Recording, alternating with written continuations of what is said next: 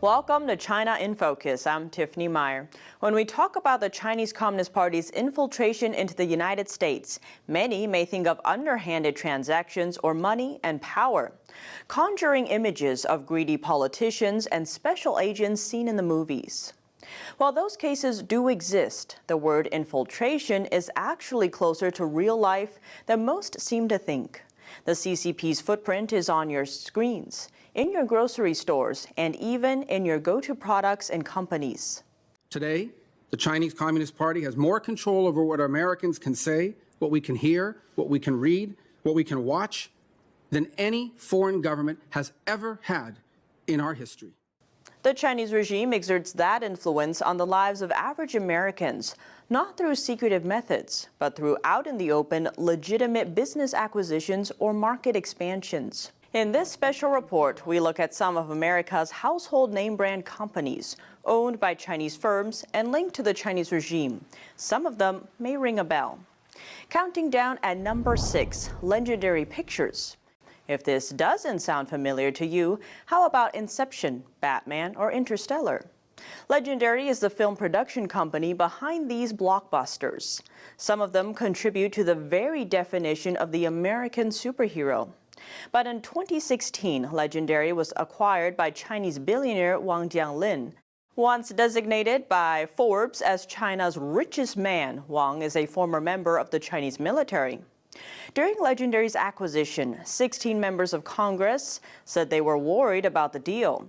They wrote a letter to the government agency overseeing it, explaining Wang is close to some of the most powerful of Beijing's politicians, and that his takeover of a major U.S. entertainment company could encourage foreign propaganda influence over American media. Wang also bought movie theater chain AMC at the time. Their concerns were ignored at the time. The first film Legendary produced after the acquisition was none other than The Great Wall. In it, American superstar Matt Damon plays the leading role. His character voices amazement with the Chinese military multiple times in the movie's runtime. And by the end, China saves the world from monsters. Legendary is just one example of China's attempt to influence Hollywood. According to a New York Times report, out of the top 100 best-performing films every year, China funded 12 of them from 1997 to 2013, and 41 more in the 5 years following. And with that money comes conditions. Another movie, comic book movie, in Doctor Strange, they changed the Ancient One's character from being from Tibet, which is how it's portrayed in the comic book, to Celtic. Because, you know, the Chinese communist censors, they don't want to recognize Tibet, another area that has been subject to persecution and oppression from China, and Hollywood meekly complied. In the sequel to Top Gun, the back of Maverick's jacket, if you remember the first Top Gun, maybe the greatest Navy recruiting film ever made, the back of Maverick's jacket, you find the Taiwanese flag and the Japanese flag. The Chinese censors didn't like that, and so Hollywood meekly removed the flags. What does it say to the world when Maverick is scared of the Chinese communists? At number 5, Riot Games. That's the maker of popular video game League of Legends. Riot Games is 100% owned by Chinese tech giant Tencent, again a company with close links to the Chinese regime.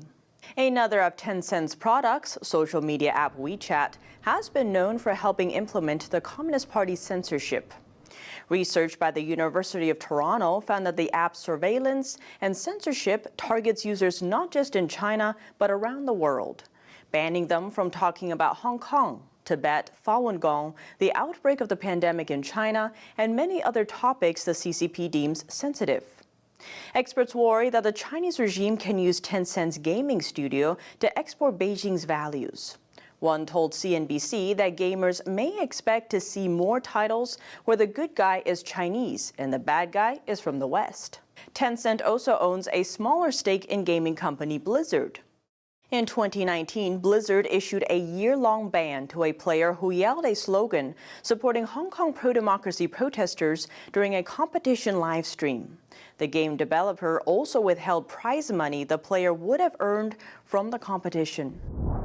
Next, number 4, Smithfield Foods. Smithfield is the world's largest pork producer. In 2013, a Chinese company called Shuanghuai bought Smithfield for nearly $5 billion, backed by loans from China's state-owned banks. Some in the U.S. government felt uneasy about the news, questioning whether the deal was part of China's strategic plan to take over a quarter of America's pork industry. They have told their domestic industries, like Shuanghuai, go out and find these companies and acquire them. And in effect, American companies are not competing with a Chinese company, but with the Chinese government, and they can't win that competition. The deal was eventually approved. Smithfield states on its website that it has not, does not, and will not import any products from China. It also emphasizes that Shuanghuai, now called the WH Group after a name change, isn't controlled by the Chinese regime. Number 3, TikTok. Though its parent company is Chinese, TikTok's international version was launched in the U.S. back in 2018 and has strong U.S. business links and market share. It boasts 80 million American users, a majority of them young people under the age of 24. But it is owned by a Chinese company that includes Chinese Communist Party members in leadership, and it is required under Chinese law to share user data with Beijing. And TikTok has admitted that it has sent user data to China. To put it bluntly, this is a major security risk for the American people. And what kind of data is TikTok collecting as it runs on our phones? A heck of a lot more than you would think. Images, of course, that users post. But TikTok also collects information about the messages that you send, about the apps that you use, the other apps on your phone. It collects the sites that you visit. It collects your search history. It collects your keystrokes. It collects your location data. It stores all of this and maybe lots more. And I can tell you, as the father of 2 small children, who already have many of their friends on social media, even though they're quite young, I find this absolutely horrifying. And there's more. The company has previously come under fire for allegedly collecting biometric data from minors. Well, its parent company paid nearly $100 million to settle a lawsuit over U.S. data privacy. The Trump administration attempted to ban the app repeatedly. Several government agencies banned their employees from using it.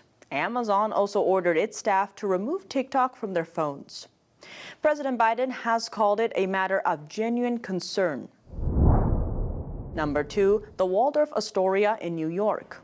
This luxury hotel has welcomed some of the world's most famous people, from Grace Kelly and Frank Sinatra to Winston Churchill and Japanese Emperor Hirohito. It also served as an unofficial second home to every U.S. president from Herbert Hoover to Barack Obama. But after well-connected Chinese company Anbang bought the hotel, Obama broke the tradition, choosing not to stay there when he attended the 2015 UN General Assembly. The White House cited security reasons and other factors for the change. Its board of directors includes a Chinese military officer and the son of a Chinese general. Anbang later fell out of favor with CCP leadership. That, plus the regime's attempt to reduce financial risks, landed Anbang's chairman a 18-year prison sentence. His company was soon taken over by Chinese authorities, and it's now being sold to private owners. But back to the hotel. There's a reason U.S. officials are uneasy about staying in Chinese-owned buildings.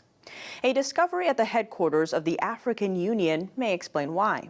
This building was constructed by the Chinese, funded by the Chinese, and offered by the Chinese to the African Union. And according to Le Monde newspaper, it's between 2012 and 2017 that they placed bugs and microphones and computers to spy on the African presidents.